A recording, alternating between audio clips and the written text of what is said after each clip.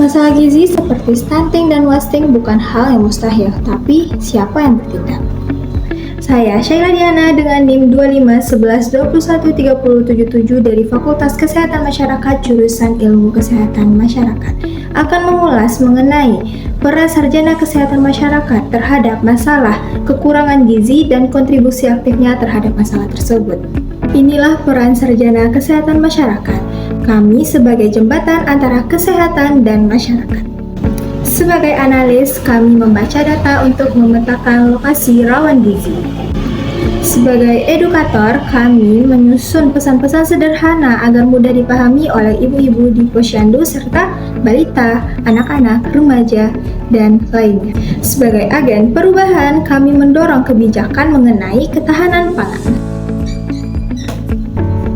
Lalu, apa kontribusi nyata saya sebagai sarjana kesehatan masyarakat nantinya?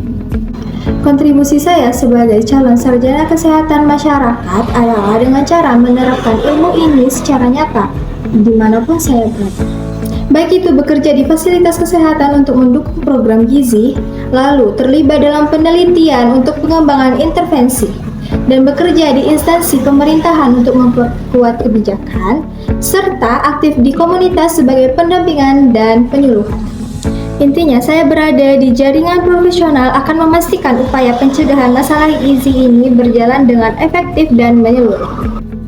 Sebagai contoh, saya akan bergerak di level akar rumput, di mana dengan menciptakan dan memimpin kader gizi remaja di daerah saya.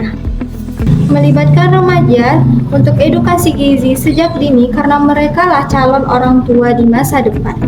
Saya akan menggunakan media sosial dan pendekatan kreatif, di mana nantinya saya akan membuat topik yang relevan bagi mereka. Ini adalah investasi jangka panjang untuk memutus rantai masalah gizi. Saya akan fokus untuk memastikan data itu menjadi aksi.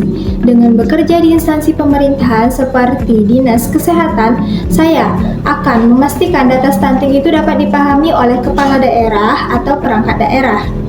Saya akan menggunakan dashboard sederhana dan merekomendasikan intervensi yang jelas dan praktis, sehingga nantinya anggaran dan program-program ini tepat sasaran. Saya akan menjadi penghubung sehingga kebijakan ini tidak terhenti di atas kertas saja.